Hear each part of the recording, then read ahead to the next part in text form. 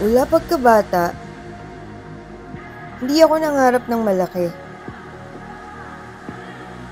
Hindi ko nga inisip na yung mga imposible ay pwede palang maging posible.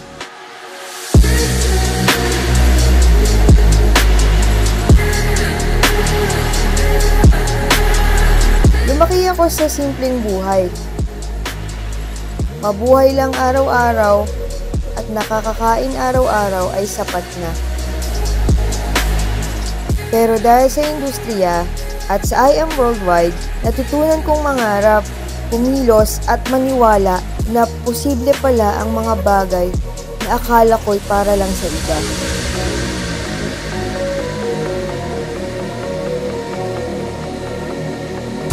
Hindi naging madali ang journey ko sa industriyang ito.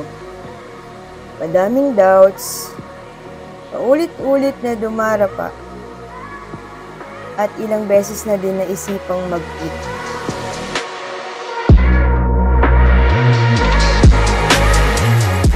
Gayunpaman, si Lord pa din ang gagabay sa atin, at ibabalik tayo sa kung saan Kanya talaga nilagay. May purpose. May purpose kung bakit niya ako binabalik sa industriyang ito. Alam ko na hindi ko to mararating nang ako lang mag-isa. Inspirasyon ko ang aking ina na walang sawang sumusuporta sa akin. Inspirasyon ko rin ang team ko, Knights Nation. Kayo ang dahilan kung bakit ako nagpapatuloy. Kasama niyo ako at patuloy tayong aakyat sa bundok ng tagumpay at isa-isa natin kukunin at makakamit ang ating mga pangarap. Lahat ng ito, hindi magiging posible kung wala ang Diyos.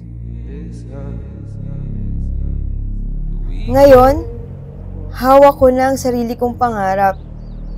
Na dati imposible, ngayon, posible.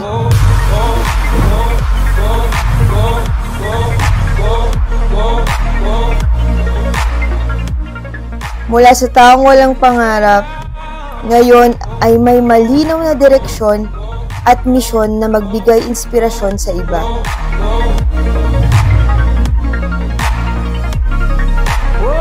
Dahil sa I Am Worldwide, hindi lang buhay ko ang nagbago. Dahil ito ang patunay that I Am Worldwide changes lives.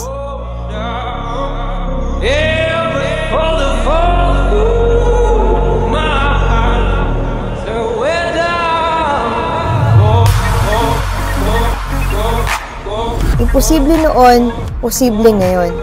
I am Gus Evan, an agent of hope, and I am worldwide.